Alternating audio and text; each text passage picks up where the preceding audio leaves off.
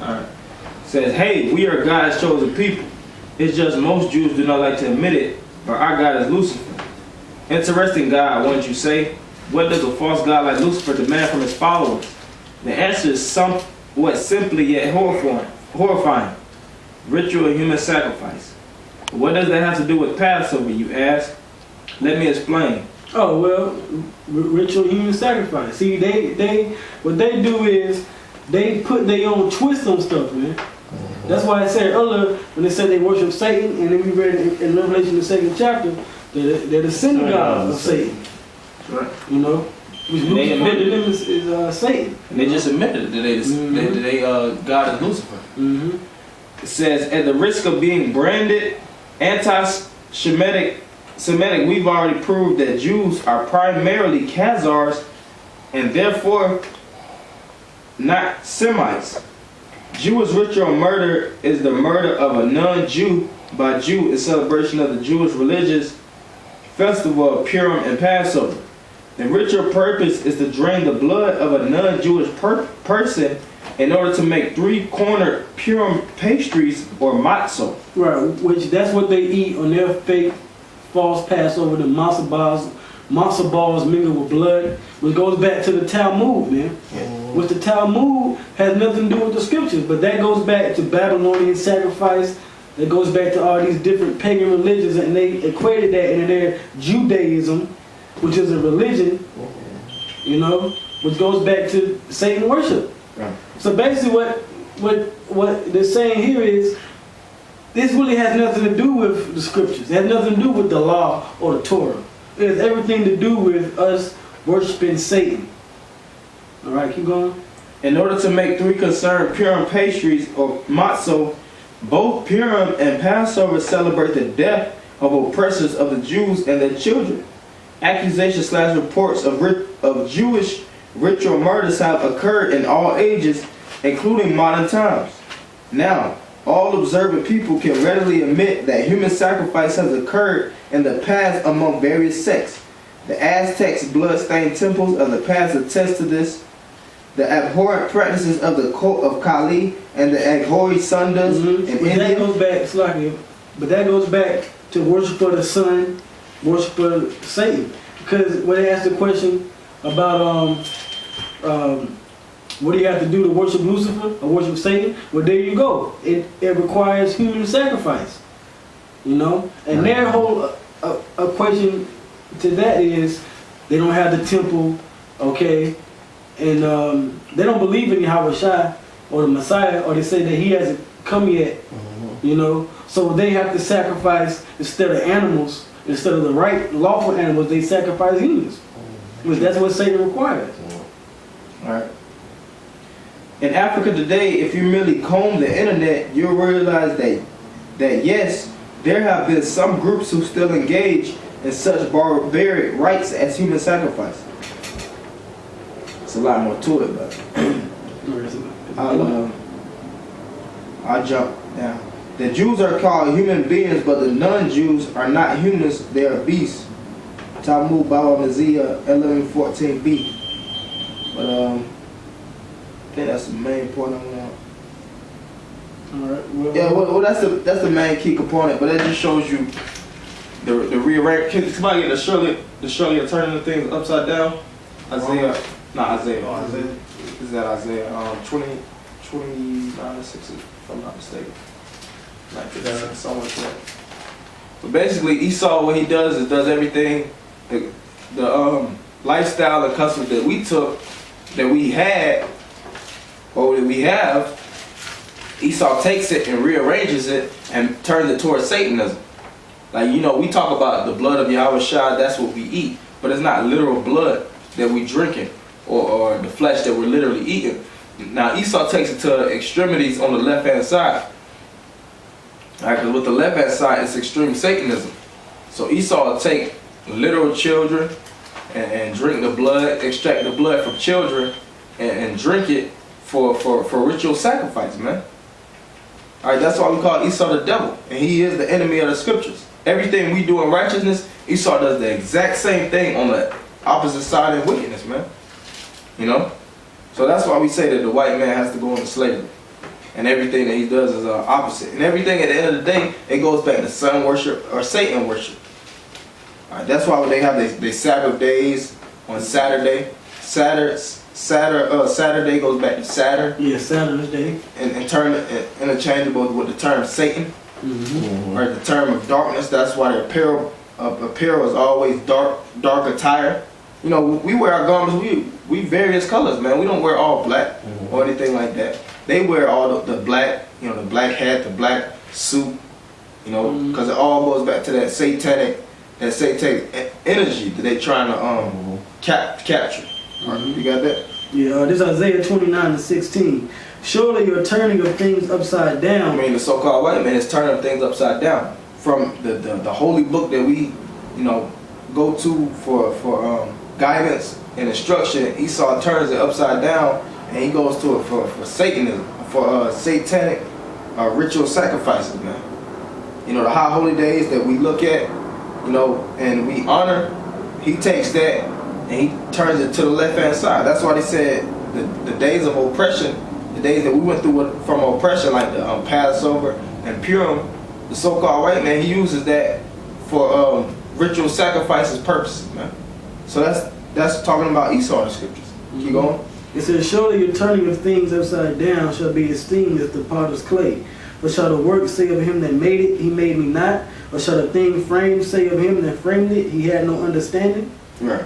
That's it. And that's why at the end of the day in the scripture, to understand the truth, you have to go from beginning to end, man. Scriptures talk about to examine the truth. It said, be not ignorant in a small matter or great. You can't just take what the custom that Esau does and then throw it and put your own identity, you know, put your whole lifestyle and wrap it around that and say that you're an Israelite and you follow the same thing, but they're not right. A Hebrew is like, because they're not right, man. They turn certain things and they recreate and twist things, man. You know, such as the holy days that they practice and the days that it falls on, such as the food that they eat during those days. All right, you have to go into the scriptures and understand from the front to back of what the meaning of certain things are. You know, in the Passover, like we just not going into, Esau doesn't even eat lamb. They eat turkey, they eat swine, chicken, beef, beef with blood in it. All right, and eating that boar, you know, me and a brother was going into that boar on certain high holy days. That goes back to Babylonian worship also, because Tammuz, he was known as the getting killed by a boar. So that boar is, you know, sacrificing that boar. That symbolizes, you know, the boar of Tammuz. All right. You got anything else you want to bring up? Well, I got a quick precept I wanted to bring up. This is Sirach. I got close 33 and 12. I started at verse 11. In much knowledge the Lord have divided them. I started 9. Some of them have he made high days and hallowed them, and some of them have he made ordinary days. And all men are from the ground, and Adam was created of earth. Let's see. Hold on. Perfect. Well, it said the Lord made ordinary days, and he made high holy days. One of the high holy days is the Passover, and that's something that should be taken serious. So-called Jews don't take it serious because, like they said, they're not God's chosen people. Okay, as far as the Most High is concerned, Yahweh, they're the chosen people of Satan, Lucifer. Okay. All right. And all men are from the ground, and Adam was created of earth. In much knowledge the Lord have divided them and made their ways diverse. Some of them hath he blessed and exalted, and some of them hath he sanctified and set near himself. Like the holiday Israelites. Which the Israelites and more so are the holidays that we partake in. You got the Passover, you know, like I said, Feast of Tabernacles, the Pentecost, you know, the Day of Atonement. Those are the holidays that the Most High sanctified, and those are holy days. All right. Some of them hath he blessed and exalted, and some of them hath he sanctified and set near himself, but some of them hath he cursed and brought low and turned out of their places. And that's Esau, and even his religious holidays that he contributes and celebrates, man. Those are certain things. Those are cursed days, man. You know, Esau, all the days he followed, like Easter, Christmas, those are demonic days, man. Even on them days, you just those are days you really gotta be in the house, man, because it's a certain vibration, it's a demonic aura or energy presence that's just lingering around the earth, man. You know, because what Esau does, like even in the days of high holy days, you can feel a holy presence. You can see that the Most High Spirit is dwelling on the earth and dwelling through His men. All right, but on them satanic days, them high satanic days, you can see that Satan's presence is really near, man. Halloween, for instance, you know, they always talk about how Halloween is basically it's a thin energy zone between the living and the dead. So it's a high demonic day. It's a high demonic day for demons to escape and go to the real world, so to speak. So you know, that's the mythology of it, but you can really feel a demonic presence really in the air, man. All right. If I could say something too, that's why they call it the holiday spirit, the Christmas spirit, because it's a spirit come with it. Yeah, and holiday goes back to holy day, meaning separate. It could be separate on the left hand side or the right hand side. All right, that's all I had. I had this. Hold on after this. You got a scripture. Because it's going into that they claim that they the child of the Most High, but they's not. Goes into how Yahushua came to Jacob and a foreigner came, and pulled water out the well, and Yahushua asked her for some water. But she wasn't from the nation of Israel, but the Lord basically broke it down to her when she gave him the water when he asked. You know, the Lord said, the Lord said she wasn't gonna worship him. She didn't know who she worshiped. It goes into these so-called Jewish people. This is John chapter 4, verse 21. It says, now I'm going to go into 20. Our fathers worship in this mountain, and ye say that in Jerusalem is the place where men ought to worship. Yahushua said unto her, Woman, believe me, the hour cometh when ye should neither in this mountain nor yet at Jerusalem worship the Father. So how the hell are they gonna hold the Passover? Right. Just the heathen, it's not in their spirit to keep the customs of the Most High, because the Most High didn't give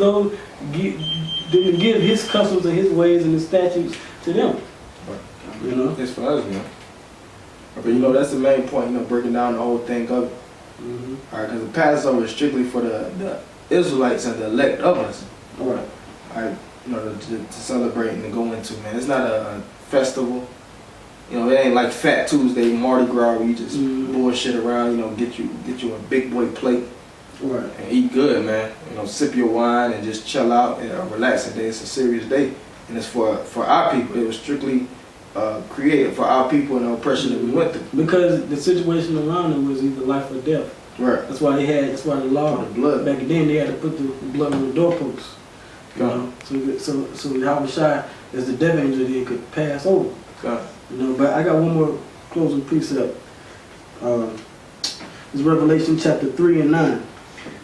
It says, Behold, I will make them of the synagogue of Satan, the so-called Jews, which say they are Jews and are not, but do lie. Behold, I will make them to come and worship before thy feet, and to know that I have loved thee. Right. And that's what we bring out, because really, this is a spiritual thing. We bring out the truth of it. All right, that we are the chosen people, and you are the false Jews, you know. And we going into the scriptures and showing it. But in the future times, guess what? Them so-called Jews, the ones that's ruling the world, you know, them Khazars, the leaders of the world, pursuing Job 9 and 24, they're gonna worship at our feet. They're gonna bow down. You know, and guess what? We're gonna show them the right way to conduct the high holy days. When they're in slavery, when they're in hardcore bondage. Because at the end all be all, everything is gonna be in complete it's gonna be synchronized fully, man. Alright, so we're gonna give our praise to Yahweh Shemel Shah, double honor to the elders, and shalom to all the Aki. Shalom.